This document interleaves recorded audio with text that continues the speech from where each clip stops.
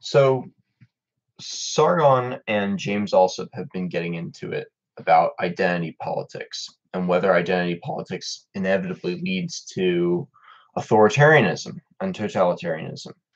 There's a distinction that needs to be made, um, or not a distinction, a point that needs to be made.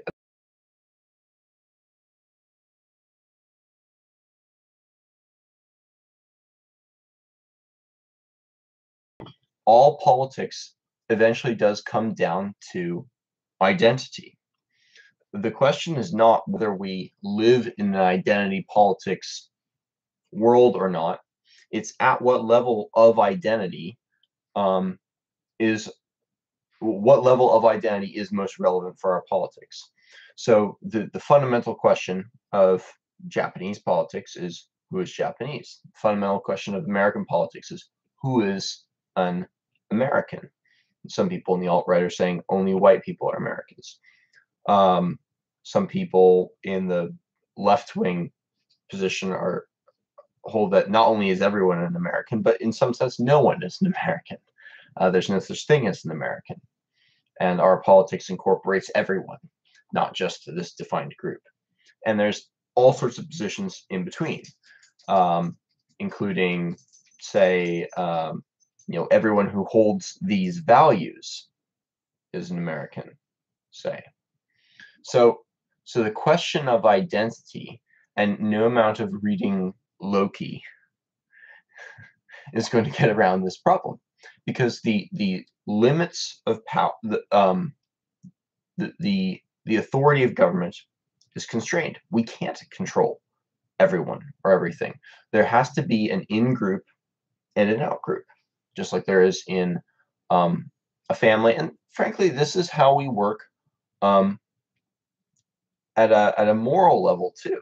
Our moral theories feel universal, but they're not. They only apply to humans, broadly speaking. There's different standards for how we treat animals versus humans, and there's different standards for how we treat plants than animals too. We care a lot more about animal welfare than we do about the welfare of a tree. We care more about the welfare of a tree than we do about a rock. So there are delineated boundaries of groups, and the question that the alt-right poses to the liberal position is that of identity. What is your identity? Carl Benjamin says he's British. What does it mean to be British? Is everyone a Briton who holds British values? There are plenty of people around the world who value free speech and common law, and even the rights of Englishmen, who are not English, who are not loyal to England, who are not even necessarily loyal to English values, even if they hold them. They have higher loyalties. So there's no way around identity politics. Now, that's not to say that we have to be victims. It's not to say you can engage in identity politics, which is to say politics, without engaging in victimhood politics. And I think that's an important thing to do. But that is